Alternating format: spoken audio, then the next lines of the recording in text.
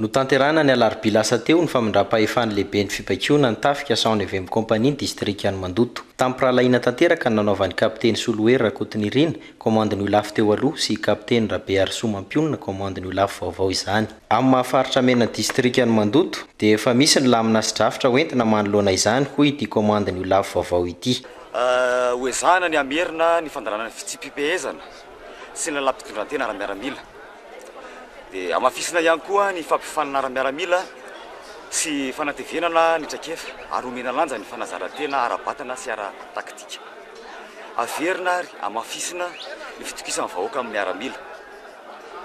Ary andray anjara mavitrika amin'ny fampandrosoana ny faritra sy ny distrika ary ny commune amin'ny alalan'ny fanomezan-tanana amin'ny lafin'ny fitandrona filaminana ety ambanivohitra ny gendarme sy ny avy eo amin'ny polisy nasionala.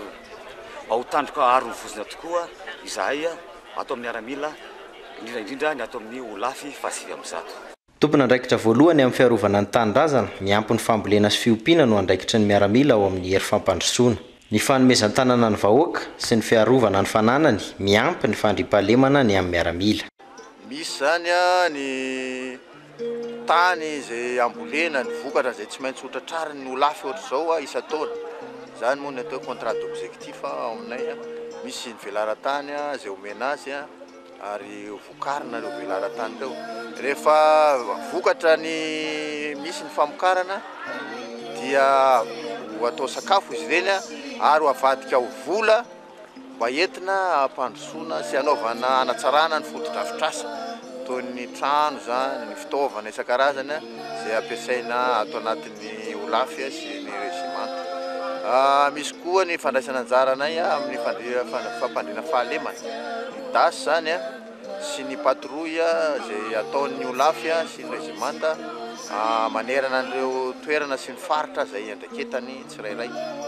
Zay zany ny fomba fisehony amin'ny fampandrosoana izay. Ankoatran'izay mandray anjara amin'ny fiarovana ny tontolo iainana koa izahay amin'ny fambolekazo, ny ady atao amin'ny sida sy ny sisasisa izay anampiana ireo mpiara-miasa hafa zany mpiara-mambonatoka aminay sasany.